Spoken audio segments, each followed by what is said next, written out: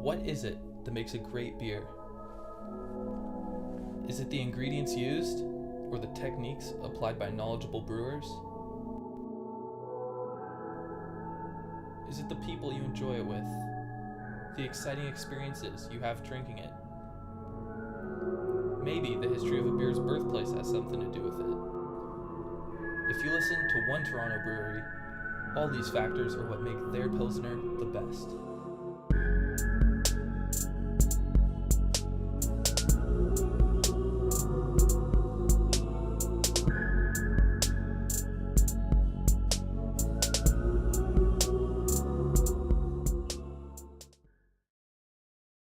Steam Whistle Brewing is one of Toronto's most visible local breweries, with extensive advertising through sponsorship of local art initiatives and a fleet of Steam Whistle branded vehicles.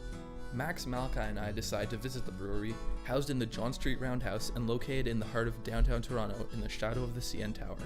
To really understand the spirit of Steam Whistle, you first need to understand its history. The Roundhouse was opened in 1931 to store and service trains straight off the railway that runs near the waterfront. The Roundhouse used a rotating turntable to intake train cars and put them in one of 32 service stalls. It was decommissioned in 1986 and named a protected heritage building by the city. Fast forward to 1995. Liberty Village's Upper Canada Brewery was sold to a new owner, resulting in numerous layoffs. 3 of these former Upper Canada employees, passionate for brewing, decided to start their own company, 3 Fired Guys Brewery. Purchasing the Roundhouse in 2000, the 3 Fired Guys were wisely counseled to reconsider their name. They eventually settled on Steam Whistle Brewing, named after the steam whistle they planned on sounding every day at 5 o'clock to signal the end of the workday and a chance to kick back and enjoy the fruits of their labor. Visiting the brewery, the 3 of us were immediately struck by the friendly, homey atmosphere that Steam Whistles created.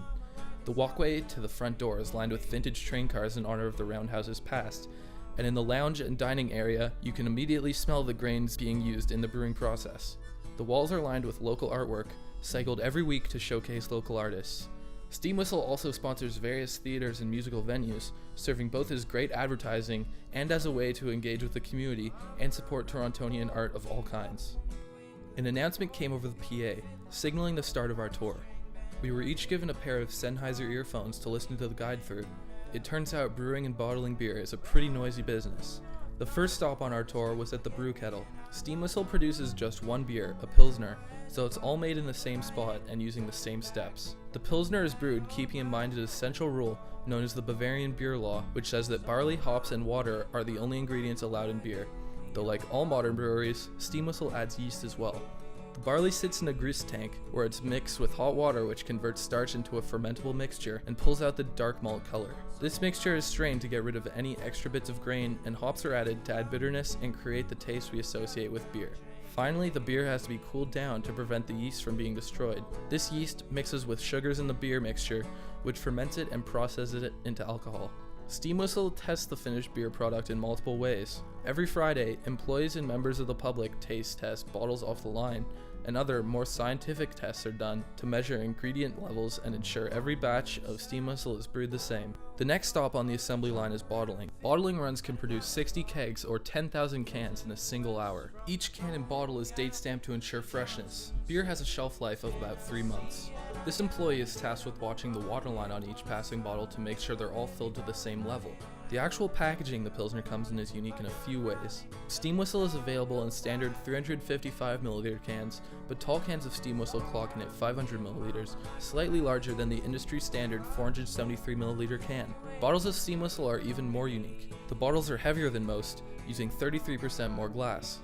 These ensure Steam Whistle bottles are exponentially more recyclable than the competitors, able to be used 3 to 6 more times than standard bottles. Additionally, the brewery actually purchases all recycled Steam Whistle bottles directly from the beer store to wash and refill them themselves. Their massive bottle washing machine flushes each bottle with carbon dioxide to push out leftover beer and debris, and can wash 1,300 bottles in each 45-minute load.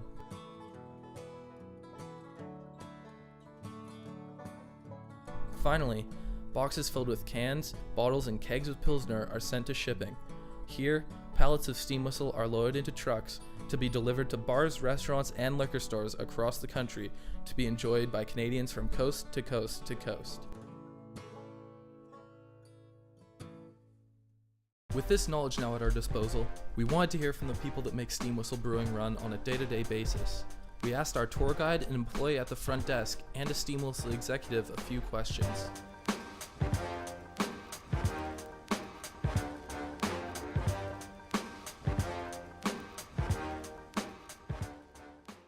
The Steam Whistle brand is kind of rooted in the past.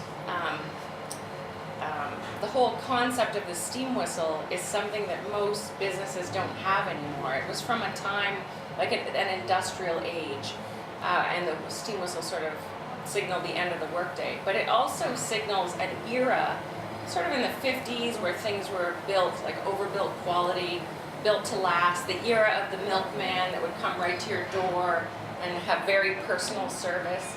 It was an era where employees might work their whole life for the same company, and customers might buy one brand their whole life. So there was an era of more intense loyalty between people or organizations of people.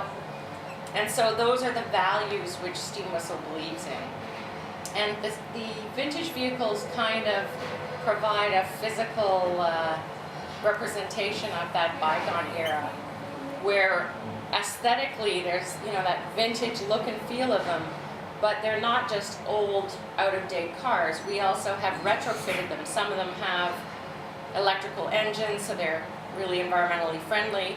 Others are sort of pimped up to be a little bit, they're not old-fashioned looking, they're pimped up rides, so that there's a youthful appeal to them as well as an old-fashioned aesthetic, right? That we straddle two eras.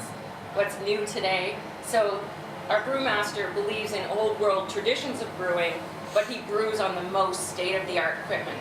So we have our feet planted in two eras. Well, we have all natural ingredients, so everyone knows what to expect every time. And we have a great motto. We put a lot back into the community. We do a lot of sponsorships and a lot of events around, a lot of sampling. Well, there are not very many breweries in the world that only make one kind of beer. There aren't very many breweries as green as us. We are the greenest one in Canada, second in North America. And honestly, beyond just like beer-wise, I've never worked for a company that is to work for a steam whistle. They are what they say they are. It's a pretty transparent company.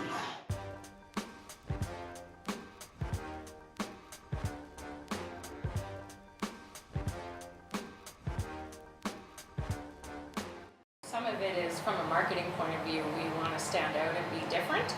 By having a green bottle, we stand out from all the other brown bottles, and we also put ourselves more in the camp of other European brands that also come in green bottles. Heineken, Stella, Beck's, Carlsberg.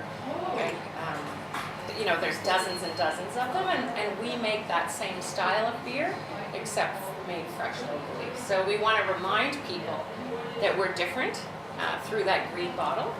But there's also the sustainable side of things, which is the fact that it lasts longer, doesn't break, can be refilled so many times. So even though we might pay more for the bottle up front, in the long run it's more efficient. All right, so the big thing that I talked about was we use deep lake cooling for our air conditioning. We use steam heat redistribution for our heating. We are solar, like we're both strong powered, so it's all green power used for our electricity. We have some pretty crazy water conservation policies. We've upgraded our equipment to reflect that, to try and reduce our water. One of the other things, biodiesel is the big, like all of our trucks, we do our own shipping and it's all biodiesel for that.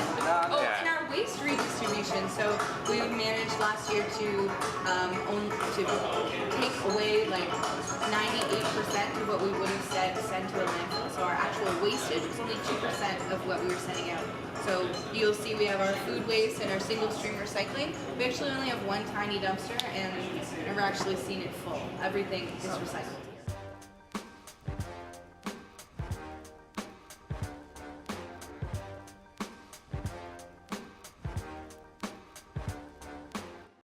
You know what? I cannot say enough good things about working here. It's awesome people. We're such a family. And it's a great variety where we do events, we work the bar, we do the tours, we do the marketing, we do sampling, so we're constantly out and about, and it's a nice variety. Everything. It's an amazing work environment. A product that you will naturally believe in. I get to drink beer with my friends every night after work, and I get to work with them all day. So.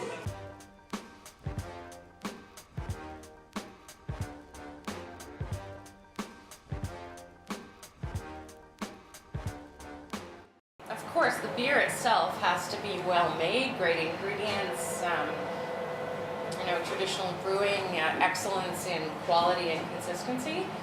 But there's everything else that the beer stands for as well. There's a personality or a morality that is part of the brand, and people drink that as much as they drink the beverage itself. Good beer. Love. Nice things. Oh, and hops, barley, and water. We came to Steam Whistle Brewing to find out what makes a great beer, and the answer we found was so much more complicated than we thought. It takes natural ingredients and a close-knit, satisfied staff. It takes environmental sustainability and responsibility. And most of all, in the words of our tour guide Gwen, it takes love. Oh baby, oh baby. That was artsy as